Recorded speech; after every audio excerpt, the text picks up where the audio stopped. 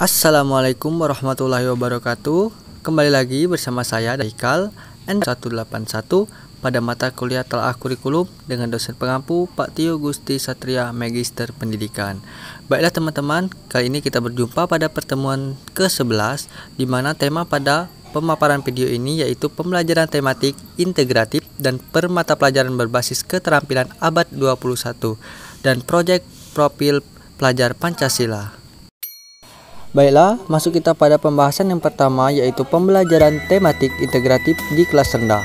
Pembelajaran tematik integratif merupakan salah satu pendekatan pembelajaran yang diterapkan dalam kurikulum 2013.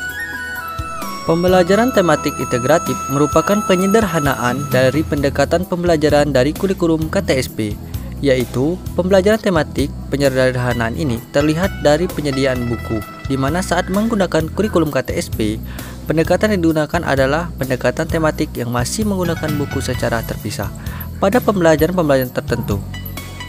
Sementara itu, dalam pembelajaran tematik integratif, penyediaan buku didasarkan pada tema-tema tertentu, seperti tema indahnya kebersamaan dan lain sebagainya. Karakteristik dari pembelajaran tematik yaitu terdiri dari holistik, bermakna, bersifat otentik, serta bersifat aktif. Sedangkan pembelajaran tematik integratif memiliki model tergambarkan, model terhubung, model terangsang, model terjaring, model terbagi, dan model terurut. Pembelajaran tematik integratif di SD pada kelas rendah. Pendekatan tematik integratif di SD dilakukan sebab kurikulum SD, organisasi kompetensi dan dasar kurikulum dilakukan melalui pendekatan terintegrasi. Berdasarkan pendekatan ini, dimaksudkan terjadi reorganisasi kompetensi dasar mata pelajaran yang mengintegrasikan konten mata pelajaran IPA dan IPS di kelas 1. Berdasarkan hal tersebut, adapun prinsip yang ada dalam pembelajaran tematik integratif yaitu terdapat dalam Kemendikbud 2013-189. Diuraikan tentang beberapa prinsip yang berkenaan dengan pembelajaran tematik integratif yang harus diperhatikan, yakni 1. Pembelajaran tematik integratif memiliki satu tema yang aktual, dekat dengan dunia peserta didik, dan ada dalam kehidupan sehari-hari. 2. Pembelajaran tematik integratif perlu memilih materi beberapa mata pelajaran yang mungkin dapat saling terkait ataupun terurut. Ketiga, pembelajaran tematik integratif tidak boleh bertentangan dengan tujuan kurikulum yang berlaku. Tetapi sebaliknya, pembelajaran tematik integratif harus mendukung pencapaian tujuan utuh kegiatan pembelajaran yang bermuat dalam kurikulum. Pembahasan selanjutnya yaitu pembelajaran permapel pada kurikulum Merdeka. Dalam kurikulum Merdeka, mata pelajaran IPA dan IPS digabung menjadi mata pelajaran Ilmu Pengetahuan Alam dan Sosial atau disingkat dengan IPAS. Tujuannya adalah untuk mendorong peserta didik agar dapat mengelola lingkungan alam dan sosial secara bersamaan. Perbedaan kurikulum Merdeka dan kurikulum sebelumnya juga terletak pada mata pembelajaran bahasa Inggris. Jika sebelumnya bahasa Inggris termasuk bagian dari mata pelajaran wajib, pada kurikulum Merdeka, mata pelajaran tersebut adalah pilihan. Ada pula pembelajaran berbasis proyek yang dilakukan minimal 2 kali dalam 1 tahun ajaran. Pembelajaran ini bertujuan untuk menguatkan profil pelajar Pancasila, karakter dan kompetensi berdasarkan nilai luhur Pancasila yang diharapkan tumbuh pada peserta didik. Mata pelajaran SD di kurikulum Merdeka. Struktur kurikulum SD kelas 1. Struktur kurikulum Merdeka kelas 1 SD termasuk ke dalam fase A. Beban belajar di kelas 1 SD diasumsikan 1 tahun berjumlah di 36 minggu dan alokasi waktu 1 jam per jam mata pelajaran berjumlah 35 menit. Muatan atau mata pelajaran mapel di kelas 1 SD terdiri dari mapel wajib, terdiri dari pendidikan agama dan budi, sedangkan pada mapel pilihan hanya bahasa Inggris.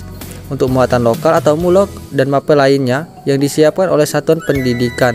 Selanjutnya ada pekerti yang terdiri dari pendidikan Pancasila, bahasa Indonesia, matematika, pendidikan jasmani, seni budaya olahraga, dan kesehatan.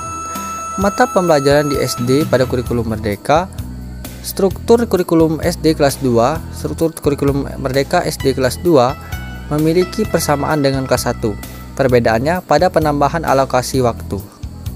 Alokasi waktu di dua mata pelajaran yaitu Bahasa Indonesia menjadi 252 JP, asalnya 216 JP. Di kelas 1 Matematika menjadi 180, asalnya 144.